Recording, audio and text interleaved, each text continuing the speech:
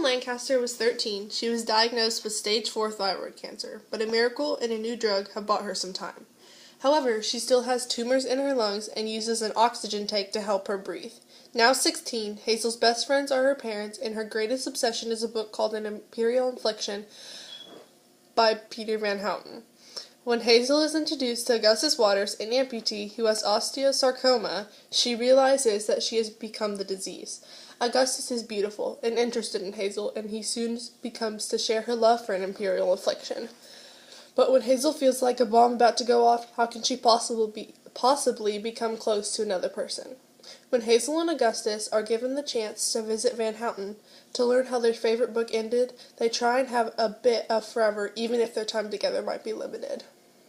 What a book. It's by far my favorite.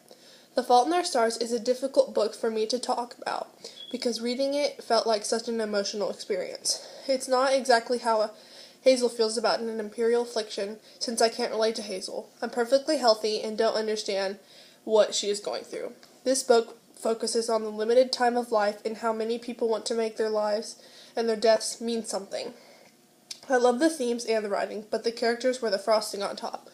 I still can't stop thinking about them, and I think it's been a very long time since characters have affected me so much. This is the kind of book that actually makes me hurt, but I loved it just so much.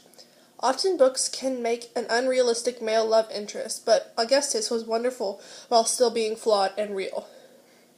While Looking for Alaska, An Abundance of Catherines, and Paper Towns all had well planned out plots, The Fault in Our Stars didn't have a strict plot line. It didn't have as much humor or the epic adventures featured in the other books. While I wouldn't describe his other books as love stories, that would be the best way to describe The Fault in Our Stars. It was certainly an emotional read, and it needs to be read when you have time to essentially read it straight through, since it was so difficult to put down. The Fault in Our Stars was certainly John Green at his best, and fans of his earlier books will fall in love with his achingly beautiful love story.